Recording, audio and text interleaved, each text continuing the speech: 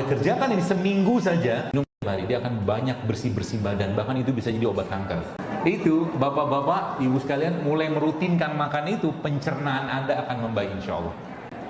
Emahnya akan hilang. Itu bisa menurunkan kolesterol dengan sangat cepat.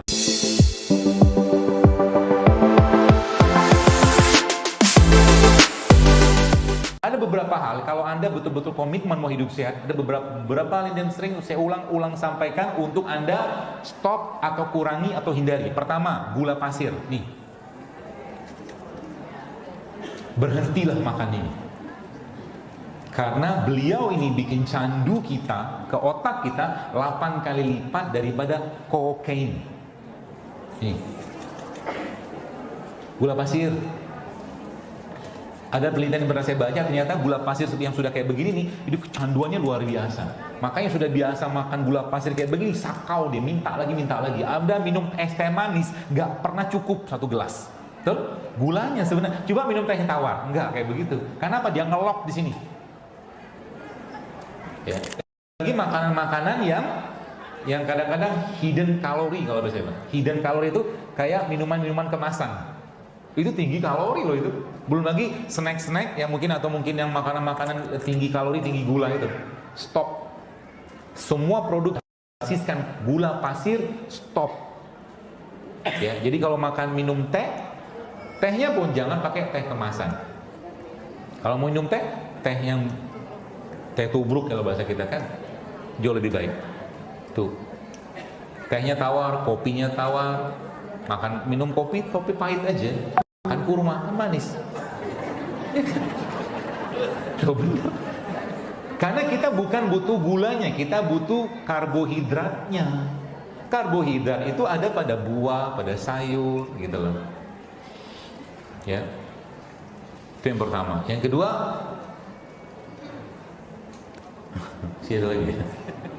yang kedua, mulai sekarang kurangilah makanan yang diolah dengan menggunakan tepung.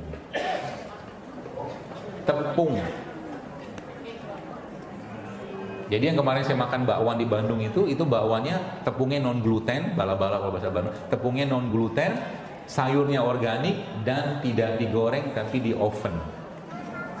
Gitu. Itu yang kedua. Yang ketiga, tepung kan. Semua produk. Kalau Anda tidak menghentikan ini, akan berat badan kita untuk diperbaiki. Tapi kalau Anda kerjakan ini seminggu saja, akan banyak perubahan yang kita akan dapatkan. Ya, tepung non gluten. Tepung. Yang ketiga, minyak goreng. Jadi mulai sekarang kurangi atau stop kalau perlu makan makanan yang menggunakan minyak goreng. Kenapa pada sedih begini? Tiba-tiba mukanya tertunduk begitu. Mikir. Saya mah hidup-hidup saja sih. Bahkan kalau saya pribadi sih ya, sekarang ini lebih senang nggak makan daripada makan. Lebih senang nggak makan, kenapa? Saya pribadi, saya nggak tahu Anda. Saya merasa kecerdasan dan kemampuan olah pikir saya itu meningkat dalam kondisi saya tidak makan. Betul. Kenapa? Ya memang begitu. Fisiologisnya kayak begitu. Kalau udah kita biasakan tidak makan atau tidak banyak makan atau mengurangi makan, maka kalaupun makan pasti akan mencari makan yang berkualitas, tidak mau nyampah. Udah makannya jarang-jarang, mendingan makan yang sekali berkualitas gitu loh. Paham ya? Jadi kembali ke tadi ya. Jadi itu ada berapa? Udah 3 atau 4. Nah yang terakhir nasi putih. 4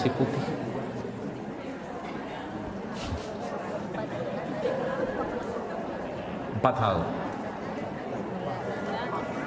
Kecuali Anda sudah clean eating. Kecuali Anda sudah, saya tanya Bapak Ibu sekalian tolong jawab. Anda yang hidupnya 30 tahun, saya tanya, ada pernah setahun hidup sehat? Enggak. 6 bulan? Enggak. 3 bulan? Terus kapan mau hidup sehat? Sama kayak tahajud. Hidup sehat kayak begini, kalau nggak dipaksa-paksain, sampai mati juga nggak bakal tahajud. Paham ya? Dan lagi-lagi saya sampaikan, hidup sehat yang saya sampaikan seperti ini bukan lifestyle, tapi kita niatkan, kita jadikan ini bagian dari ketaatan kita untuk menjaga badan ini dan untuk bersyukur dengan badan ini, sehingga nanti ketika Anda minum madu, Anda minum kunyit, Anda minum jahe, dan Anda sampaikan sama Allah, ya Allah, aku minum ini agar badanku lebih fit, lebih sehat untuk beribadah kepadamu, Anda minum itu dapat pahala. Itu poinnya. Bukan cuma ikut-ikutan. Dan kembali ke konsep awal tadi saya katakan, manusia diciptakan Allah dari tanah, maka substansinya untuk memperbaiki badan kita adalah substansi terbaik yang, bukan terbaik, substansi intinya, yaitu apa? Yaitu asam amino. Ini pelajaran pentingnya. Kalau Allah sekarang, depan kita ini kan banyak pohon nih, Allah perintahkan, wahai hambaku, kata Allah, makanlah daun dari pohon ini. Setiap hari makan minimal 3 daun, kata Allah, misalkan ya. Daun ini, kan repot. Dan tidak mungkin Allah bikin kita repot. Tapi Allah menurunkan atau mengirimkan tentaranya untuk mengambil sari-sari dari daun-daun dan yang ada pada pohon atau bunga tadi melalui perantara tentaranya bernama lebah. Maka lebah diperintahkan Allah, dibikin satu surat khusus, ya, dan kami wahyukan, kata Allah, untuk mereka mengambil saripati dari pohon atau bunga tadi, which is saripati tadi sebenarnya berasal dari tanah, kan gitu kan? Ini kan ada pohon, ini ada daunnya, ada bunga segala macam di atas, ini ada batangnya, di bawah kan akarnya. Bagian atas ini adalah manifestasi atau bagian yang diserap dari sini, kan gitu. Saripati tanah itu ada pada bagian atas. Maka Allah mewahyukan kepada makhluk yang mulia ini bernama lebah ini untuk mengambil saripati apa? Tanah. Maka kata Allah apa? Dalam madu itu terdapat kesembuhan. Fihi syifa'ul linnas. Kenapa? Karena memang sains menjelaskan bahwa madu itu komponennya adalah asam amino. Dan asam amino adalah bahan pembentuk badan kita. Ya. Luar biasa. Jadi madu itu saripati yang tanah. Dan saya yakin habisnya dia tanya nih, dok, dapatkan madu yang benar gimana? Gitu kan? Jawabannya saya langsung jawab, belilah atau dapatkan madu yang sanadnya jelas, rawinya jelas, matangnya jelas. Itu jawaban. Caranya carilah orang yang jual madu jelas. Jadi asam amino barang kita itu sekalian ada bahannya untuk meng-create ya protein segala macam tadi itu, yang DNA segala macam itu pada madu. Ya, pada madu tadi, dan semua turunan produk dari lebah. Madu, royal jelly, bahkan madu tuh sangat, produk lebah tuh produk-produk yang sangat baik kandungan hormonnya. Gitu, ya. Kalau seandainya tidak dapatkan madu, maka kita akan menggunakan, menjadikan atau mengkreasikan dengan apa yang Allah ciptakan yang banyak di negeri ini, yang juga tidak kalah banyak asam aminonya. Namanya apa? Air kelapa. Air kelapa itu the best sumber asam amino, dan itunya dia apa tuh namanya? Isotoniknya, tonisitasnya itu sama kayak badan kita. Dan air kelapa itu steril. Ya. Apalagi, jadi ada dua kelapa, kelapa muda sama kelapa tua. Kalau bapak-bapak maaf yang sudah tua-tua, makannya air kelapa tua. Ini serius, tidak bercanda, benar. Saya juga baru tahu ilmu ini kemarin ketika saya ngobrol dengan seorang guru saya, dia seorang dokter farmasi gitu kan, dia meneliti memang tentang air kelapa itu, ternyata air kelapa itu dahsyatnya luar biasa. Dan ketika Anda kombinasikan dengan produk yang Allah ciptakan yang lain, maka dia akan jadi perfect match. Contohnya apa? Contoh, kalau Anda pengen bersih-bersih badan, bersih-bersih hormon, bersih-bersih apa, maka Anda bisa pakai itu kelapa, air kelapa muda ya. Air kelapa muda cocok untuk mendetoks. Air kelapa muda ini yang paling bagus apa? Air kelapa muda yang masih halus banget dagingnya. Nah, itu Anda ambil sama daging-dagingnya sama airnya, lalu Anda blender dengan kunyit. Ya. Blender tambah lagi dengan kurma buat pemanisnya. Tambahkan garam sedikit, minum setiap hari. Dia akan banyak bersih-bersih badan. Bahkan itu bisa jadi obat kanker. Luar biasa kan? Karena asam amino. Tapi jangan air kelapa yang dalam kotak. air kelapa. Kalau bahasa saya air sesuatu berarti dia dari alam ya, bukan kemasan. Kalau saya bilang santan, itu santan dari kelapa yang diperes. Cobain deh, enak. Dan itu bagus, lemaknya bagus. Minum santan dalam jumlah tidak berlebihan, insya Allah aman. Minum santan. Kasih madu, kasih garam. Karena apa? Karena dia mengandung lemak yang baik. Nanti cobain. Kalau kelapa tua, cocok tadi saya katakan, karena kelapa tua secara pH-nya tidak seasam kelapa muda. Maka kelapa muda kan kalau kita buka kayak bergas cus gitu kan, asam. Ya, dia cepat bikin fermentasi. Tapi kalau kelapa tua relatif mineralnya itu lebih cocok buat orang-orang yang, jadi dia untuk memaintain mineral bagus. Jadi kalau Anda nanti ibu-ibu yang meresankan, air kelapanya minta jangan dibuang, minum. Kasih garam sedikit, kasih madu sedikit, itu bagus sekali untuk memperbaiki apa? Gen. Karena isinya asam amino juga. Ya, seperti itu. Terus apalagi bagaimana caranya?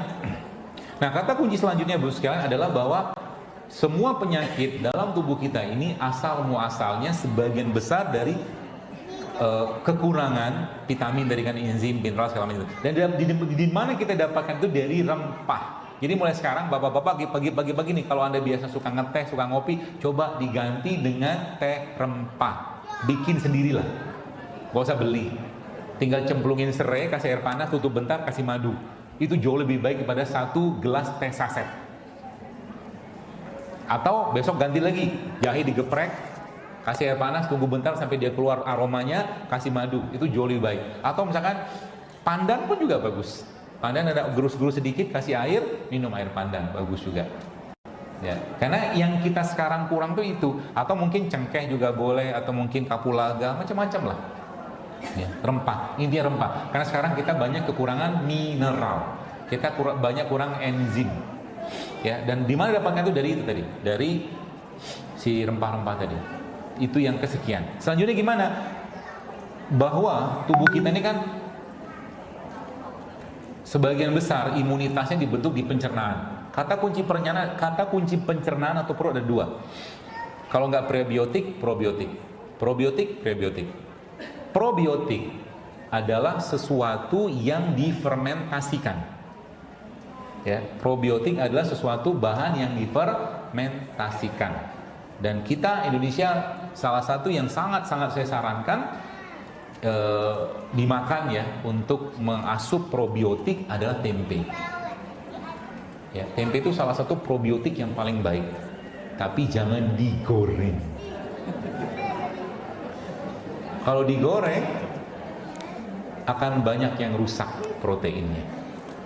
Ya, jadi makan tempe itu mentah aja.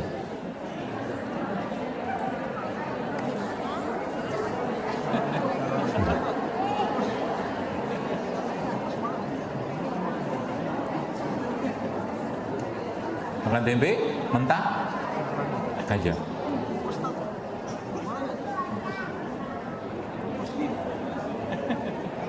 Pagi-pagi besok atau nanti malam boleh nih beli tempe yang sehat ya. Tempe sehat tahunya dari mana? Ada tulisannya tempe sehat. Ya, tadi saya dapat tempe sehat. Tempe sehat non rekayasa genetik. Nah, gitu. Terus tempenya Anda ambil satu mangkok bukan satu mangkok kecil lah gitu kan, isi madu situ. Nanti tempe dicuil sama itu. Enak banget. Belum pernah kan? Coba ini Pak. Itu bapak-bapak, ibu sekalian mulai merutinkan makan itu, pencernaan Anda akan membaik insya Allah. Emahnya akan hilang. Hah? Asam urat? Oh iya. Asam urat? Enggak.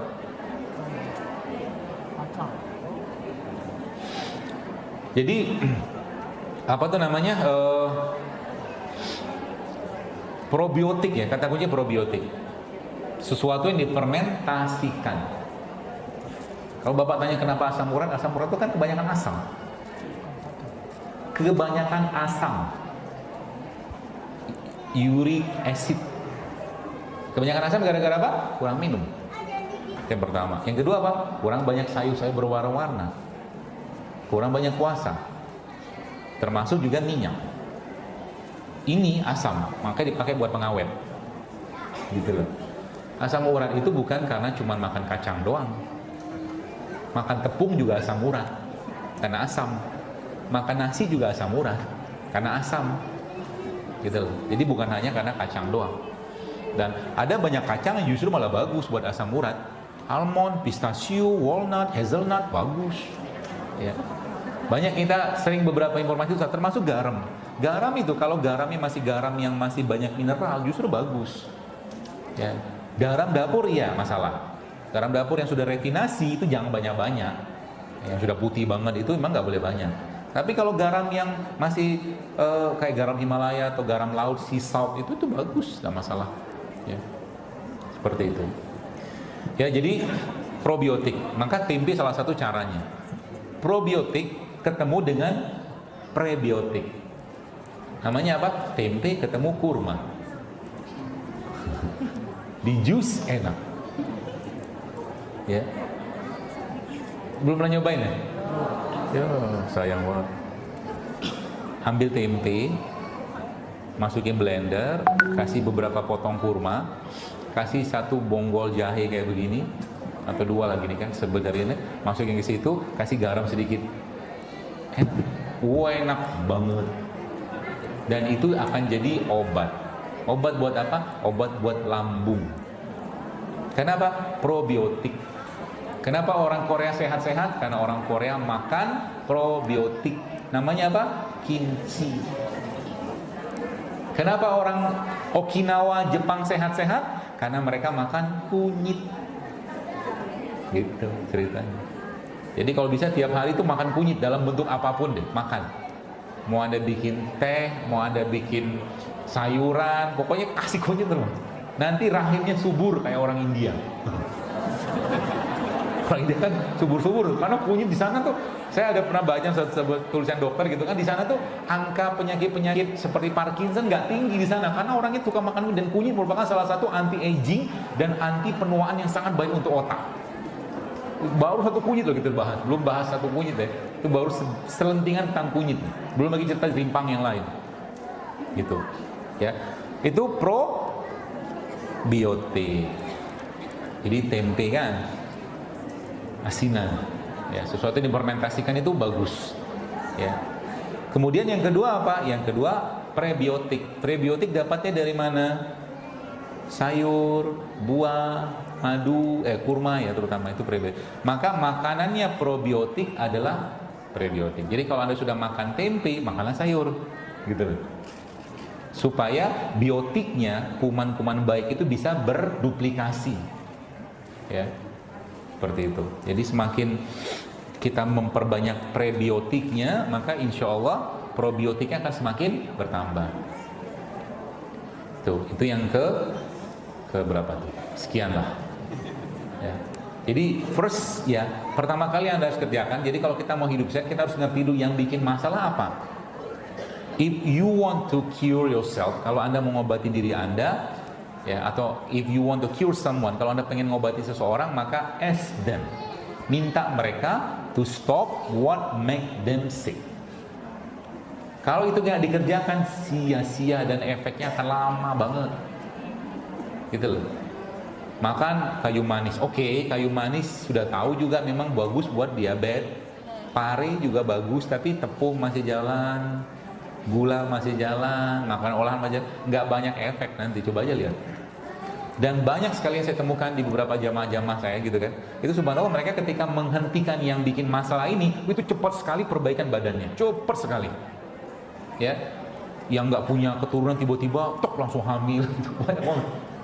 Jadi Allah tuh benar-benar maha sayang. Jadi memang ada satu quote, tapi ini benar atau tidak terserah lah masing-masing. Tapi dia bilang gini.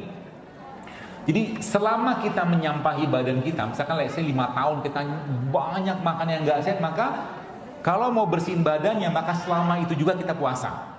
Tapi kan nggak mungkin kan, repot. Ya, intinya apa? Ketika kita menyetop yang bikin masalah tadi, maka insya Allah kan banyak sekali kebaikan yang kita dapatkan. Ya, Makanya sebenarnya kalau sudah mulai mau masak, jadi kalau sebenarnya ibu-ibu sudah paham tentang konsep ini, maka anda mulai mengurangi masak dengan menggunakan minyak. Mau masak ikan lebih baik di sup atau ikannya di pensil. Ya, ikan misalkan ada file ikan gabus misalkan gitu kan, lalu kasih jeruk nipis, kasih minyak zaitun, kasih lada, kasih garam, aduk-aduk bentar, masukin ke wajan, di pensil sebentar, dimakan. Habis itu udah matang dia. Pensil itu maksudnya kayak disangrai gitu lah. Gitu. Nggak pakai minyak kan? Iya, bukan di tongseng Pak, nggak pakai minyak. Tongseng mah beda lagi. Tongseng mah minyak lagi. Dia sangrai lah seperti itu. Terus pagi-pagi kan, tadi saya katakan pagi-pagi kan tentang Rasulullah menganjurkan makan kurma kan. Kalau nggak ada kurma makan apa? Makan buah. Jadi makan pagi-pagi itu mulai sekarang, kalau Bapak Ibu mau hidup lebih baik kesehatannya, jangan lagi makan makanan yang berat. Tepungnya jangan masuk pagi, gula jangan masuk, nasi jangan masuk, makan buah aja pagi-pagi. Ya, karena kita lagi berbuka puasa.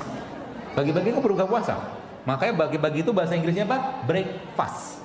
Fast yang di break. Kan malamnya kita puasa. Gitu loh. Dan kalau pagi-pagi, ya, saya lagi sampaikan supaya badannya lebih fit, jangan memberatkan badan dengan makanan yang sulit diolah. Makanan yang paling cepat diolah atau mungkin lebih gampang dicerna apa? Ya buah. Kalau nggak sayur, kalau nggak makan juga lebih baik. Karena memang pagi-pagi adalah waktu yang dimana hormon lapar kita lagi rendah.